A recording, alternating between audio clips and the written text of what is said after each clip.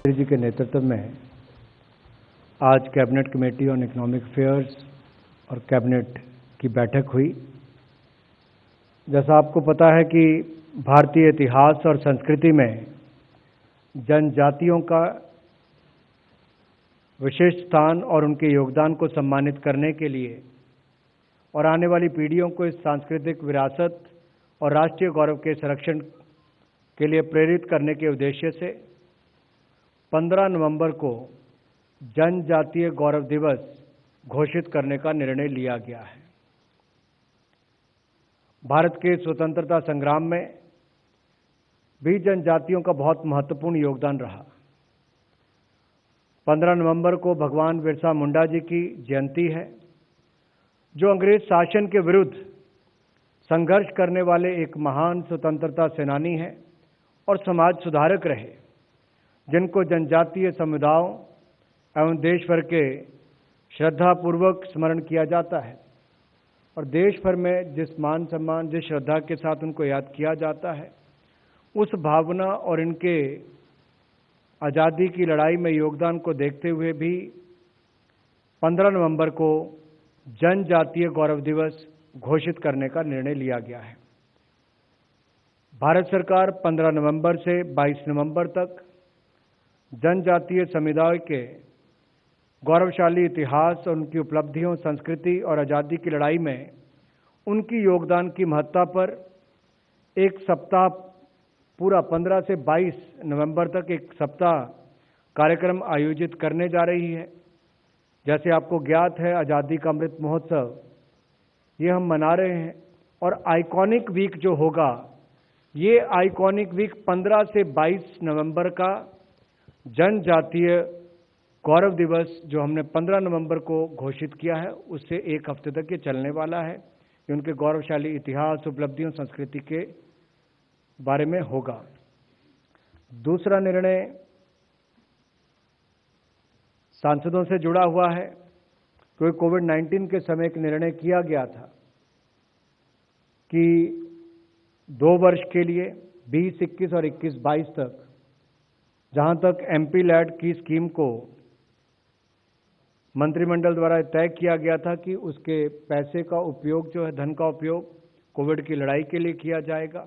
और सभी सांसदों ने आगे बढ़ चढ़कर कोविड की इस लड़ाई के प्रति अपना योगदान देने के लिए सहमति भी व्यक्त की थी।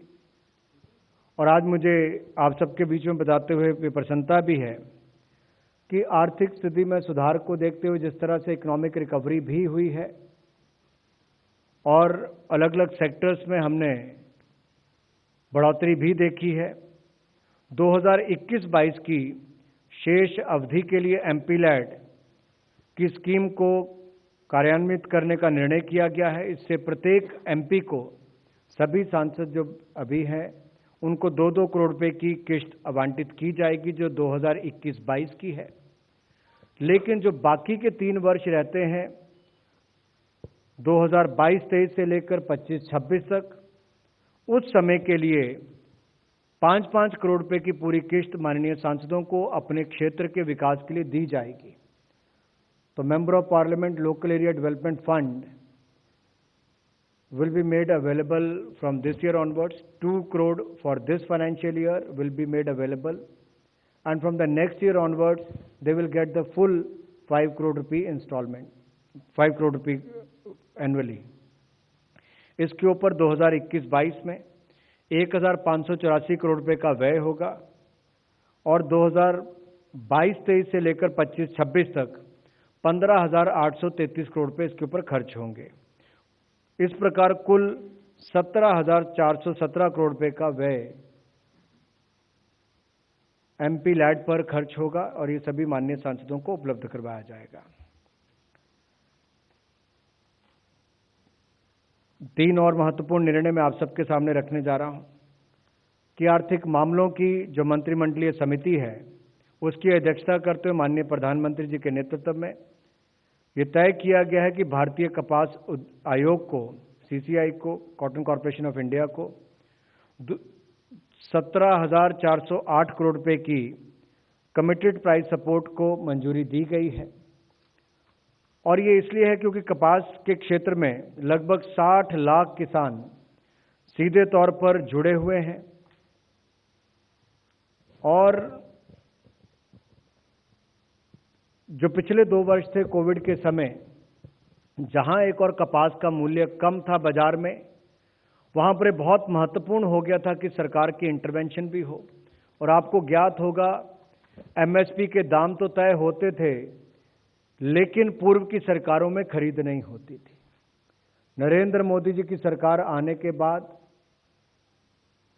इसमें खरीद की शुरुआत की गई और कॉटन कॉरपोरेशन ऑफ इंडिया ने इसमें अपनी बड़ी भूमिका निभाई।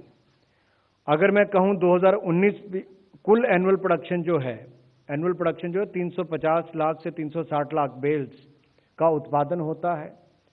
2019-20 में 123 लाख बेल की खरीदारी केवल कॉटन कॉरपोरेशन ऑफ इंडिया और इसके जो आगे ऑथराइज्ड ऐसी एजेंसीज हैं उनके द्वारा की गई, और 2020-21 में 100 लाख बेल्स की खरीदारी की गई। तो आपदा के समय भी किसानों की मदद करने के लिए एमएसपी तो घोषित किया, खरीदारी करने का काम भी भारत सरकार के, किसानों के हितों की रक्षा करने का काम भी मोदी सरकार ने इस तरह से किया है। इससे प्रमुखता 11 राज्यों को और उनके किसानों को इसका लाभ मिलेगा। लगभग 58 लाख किसान इससे सीधे तौर पर जुड़े हुए हैं और 4 करोड़ से ज़्यादा मजदूर इससे जुड़े होते हैं। तो ये अपने आप में एक बहुत बड़ी राहत भी है, मदद भी है। और इस साल तो आपने देखा हो कपास के दाम भी बढ़े हैं, तो उस तरह से शायद जो पिछले 2 वर्षों में मदद की गई उसका एक लाभ देश के किसानों को और इससे संबंधित 4 से 5 करोड़ लोगों के हितों की रक्षा करने के लिए भी किया जाएगा। और गुणवत्तापूर्ण कपास की खेती में भारत को आत्मनिर्भर होने का एक अवसर भी मिलेगा और इस समर्थन मूल्य की मदद से। दूसरा जूट का क्षेत्र है।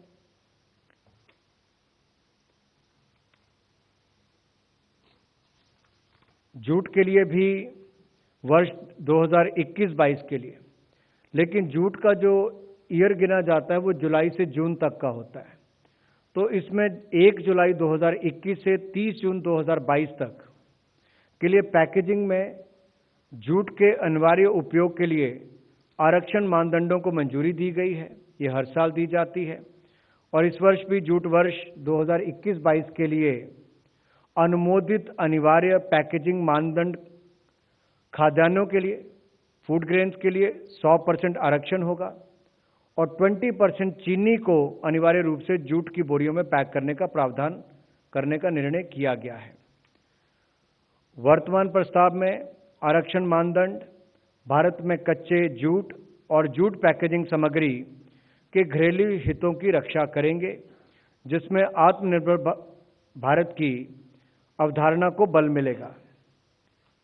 जूट पैकेजिंग सामग्री में पैकेजिंग के लिए आरक्षण द्वारा देश में उत्पादित कच्चे जूट का लगभग 66.57% में खपत होता है और इस प्रावधान को लागू करके सरकार जूट मिलों को, सहायक इकाइयों को और इनमें काम करने वाले लगभग 4 लाख श्रमिकों को राहत प्रदान करेगी और वहीं पर 40 लाख किसान परिवारों की आजीविका को भी संबल मिलेगा।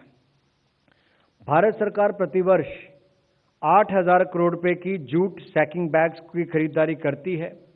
इससे भी सीधे तौर पर जूट फार्मर्स और जूट वर्कर्स को लाभ मिलता है।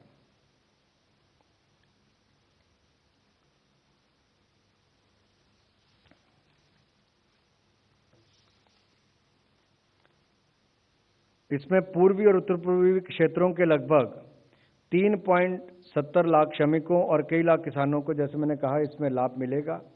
और जेम पोर्टल पर भी रिवर्स नीलामी के लिए इसका जो खाद्यान्न की पैकिंग के लिए जूट बोरियों के 10% इंडेंट्स की को जेम पोर्टल पर रिवर्स नीलामी द्वारा रखा जाएगा। तीसरा बड़ा निर्णय जो किया गया है वो एथेनॉल के क्षेत्र से है।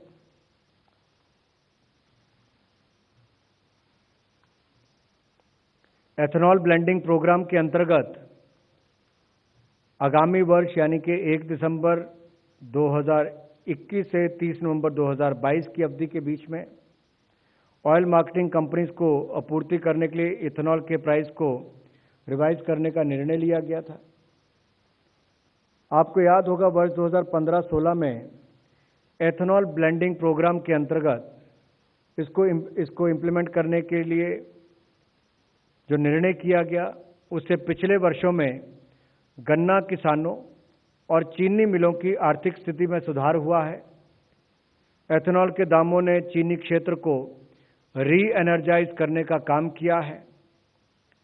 इस कार्यक्रम के अंतर्गत 2025 तक देश भर में 10% एथेनॉल ब्लेंडिंग करने का लक्ष्य रखा गया था, लेकिन माननीय प्रधानमंत्री जी के निर्देशानुसार अब वर्ष 2025 तक 20% ब्लेंडिंग प्राप्त करने का महत्वाकांक्षी लक्ष्य निर्धारित किया गया है।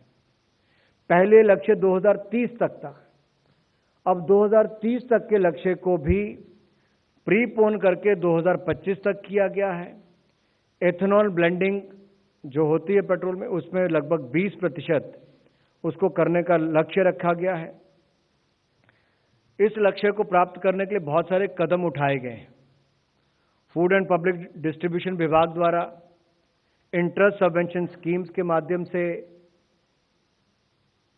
एथेनॉल के उत्पादन की क्षमता को 1500 करोड़ लीटर करने के लिए कई प्रोजेक्ट स्वीकृत किए जा चुके हैं। इससे लगभग 41,000 करोड़ रुपए का निवेश आएगा। इसके अलावा E20 फ्यूल के लिए BIS स्टैंडर्ड तैयार कर लिए गए हैं। E20 फ्यूल के साथ कंपैटिबल गाड़ियां उत्पादन करने के लिए ऑटो इंडस्ट्री से चर्चा की जा रही है। इन सभी इनिशिएटिव्स के कारण एथेनॉल ब्लेंडिंग को 2019-20 में 5% से बढ़ाकर 2020-21 तक 8% तक करना संभव हुआ है और आगामी वर्ष में इसको 10% तक ब्लेंडिंग की जो हमारी एक सोच है, कल्पना है, उसको पूरा कर लिया जाएगा। और इसी क्रम में आगामी वर्ष के लिए चीनी मिलों द्वारा उत्पादित एथेनॉल का रेम्यूनरेटिव मूल्य निर्धारित किया गया है। इसके मुख्य बिंदु हैं सी हैवी मोलेसिस के उत्पादित एथेनॉल का मूल्य 45 रुपये 69 पैसे प्रति लीटर से बढ़ाकर 46 रुपये 66 पैसे निर्धारित किया गया है। इसी प्रकार बी हैवी मोलेसिस के उत्पादित एथेनॉल का मूल्य 57 रुपये 61 पैसे से बढ़ाकर 59 रुपये 8 पैसे प्रति लीटर किया गया है तथा शुगर केन जूस, शुगर और शुगर सिरप से उत्पादित एथेनॉल का मूल्य 62 रुपये 65 पैसे से बढ़ाकर 63 रुपये 45 पैसे प्रति लीटर किया गया है। The price of ethanol from C heavy molasses route B increase from 45.69 rupees per litre to 46.66 rupees per litre. The price of ethanol from B heavy molasses route B increased from 57.61 rupees per liter to 59.08 per liter. The price of ethanol from sugarcane juice, sugar syrup route B increased from 62.65 per liter to 63.45 per liter. ये लगभग सी heavy molasses में 2.12% की वृद्धि है, B heavy molasses में 2.55% की वृद्धि है और शुगर केन जूस, शुगर और शुगर सिरप में 1.28% की वृद्धि इसमें की गई है। इसके अलावा एथेनॉल के उत्पादन को प्रोत्साहन देने के लिए ऑयल मार्केटिंग कंपनीज द्वारा अब सेकंड जनरेशन एथेनॉल प्लांट स्थापित करने जा रही हैं। इन प्लांट्स में लेटेस्ट टेक्नोलॉजी द्वारा biomass, rice straw, wheat straw आदि से भी एथेनॉल का उत्पादन किया जाएगा और पहले 2G प्लांट की जो स्थापना है वो उसका उत्पादन भी 2021-22 इसी वित्तीय वर्ष में शुरू करने की संभावना है। 2G एथेनॉल का मूल्य निर्धारित करने के लिए ऑयल मार्केटिंग कंपनीज को अधिकृत किया जाएगा और इस नए स्रोत से एथेनॉल मिलने से एथेनॉल की उपलब्धता भी बढ़ेगी और हमारी जो इंपोर्ट करने की, यानी हम कहें कि पेट्रोलियम प्रोडक्ट्स की बात करूं तो उसकी डिपेंडेंसी भी कम होगी आने वाले वर्षों में। उस दिशा में एक ये बड़ा कदम है। ये 3 CCA के निर्णय भी मैंने आप सबके सामने रखे और 2 जो कैबिनेट, कुल मिलाकर 5 निर्णय आज हुए हैं। जनजातीय दिवस से लेकर बाकी सब निर्णय की जानकारी आपके बीच में रखी है। जनजातीय गौरव दिवस 15 नवंबर से लेकर MPLAD की वापस शुरुआत करने की और कॉटन, जूट और एथेनॉल के निर्णय मैंने आप सबके बीच में रखे हैं। आपके मन में कोई प्रश्न हो तो आप पूछ सकते हैं। Thank you, sir. We will now take questions related to cabinet decisions only.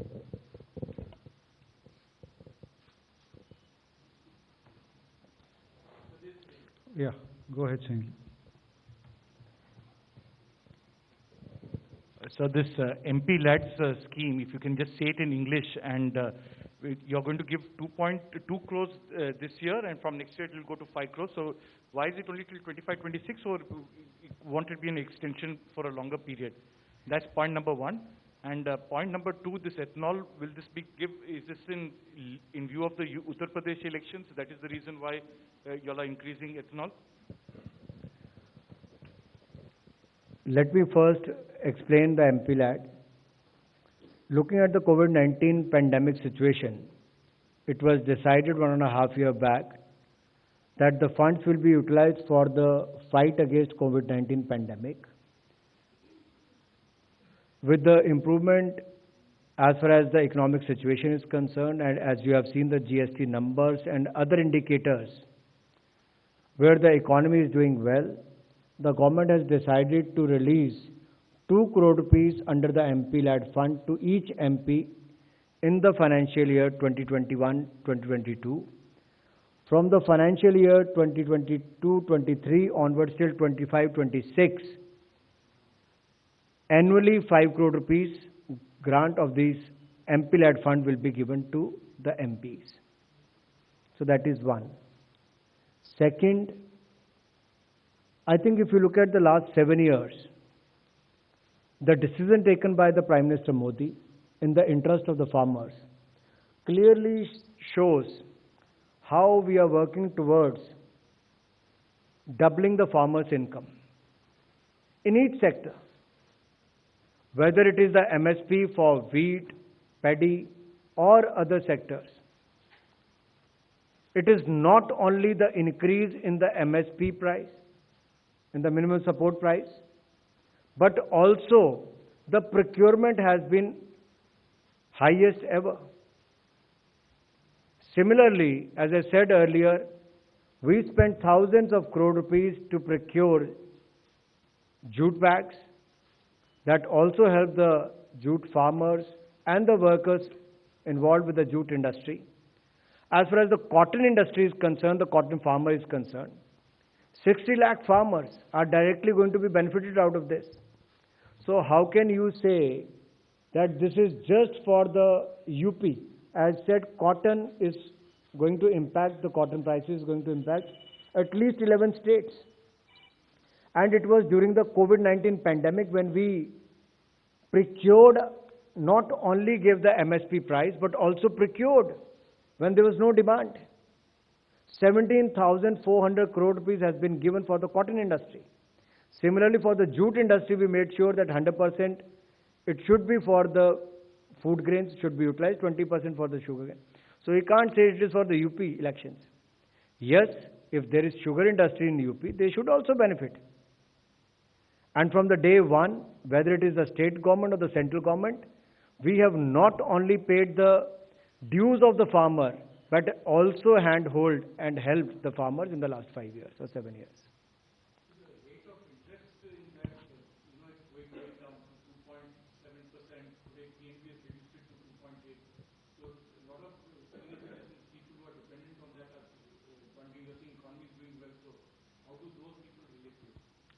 I think as you've been covering this for last so many years, and you know that we talk only about the cabinet decisions which are taken on that day. So maybe some other time. Yes. Why not? क्योंकि MP light सभी सांसदों के लिए बड़ा महत्वपूर्ण है और आपने पूछा भी है कि कुल मिलाकर कितना पैसा जाएगा, तो 17,417 करोड़ ये कुल खर्चा 2025-26 तक होगा। इस वर्ष 1,583 करोड़ रुपया खर्च होगा 21-22 में, और अगले 3 साल का मिलाकर कुल खर्चा इसमें 17,417 करोड़ रुपया होगा। In the financial year 2021-2022, 1,580 crore rupees, 1,584 crore rupees will be spent on the MP LAD scheme, whereas from the financial year 2022-2023 till 2025-2026, 15,833 crore rupees will be spent. A total amount of 17,417 crore rupees will be spent till 2025-2026 under the MP LAD scheme.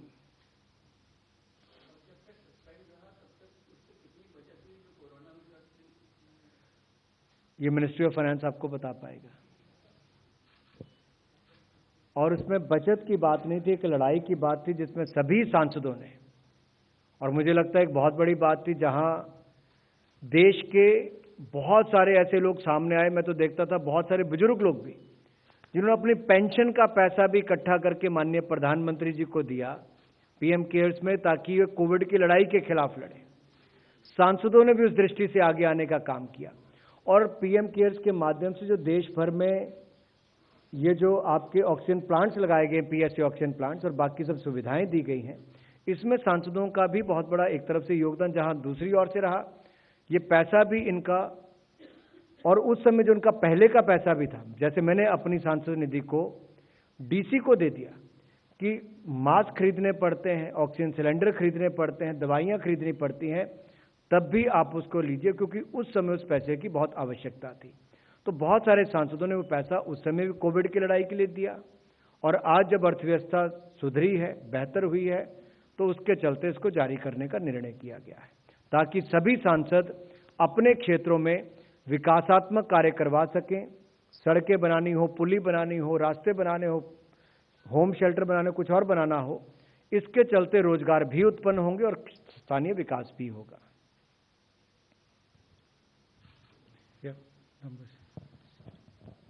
Anurag ji, why you have chosen the year 2025-26? I mean, what is the why only up to that or not before that? It is as per the 15th Finance Commission. Yeah, 175. Sir, on the issue of ethanol blending, the government plans to increase it to about 20%, sir. So is the government also, reaching out to the auto manufacturers in order to ensure that this 20% ethanol, when mixed with petrol or for that matter any other fuel, can be used in the existing engines? Because at the moment, the vehicles that are in India cannot really work with 20% ethanol in petrol. Yes, the government is in touch, and I mentioned earlier also that whereas we are going to come out with the new technology and the new plant starting this year as well, at the same time we are engaging with the auto industry also, so that we can achieve that target in the due time. And that is why we have preponed it from 2030 to 2025, reaching the 20% target. And keeping that in mind, we are engaging the auto industry people. On one hand, new technologies will be used. On the other hand, auto industry will be,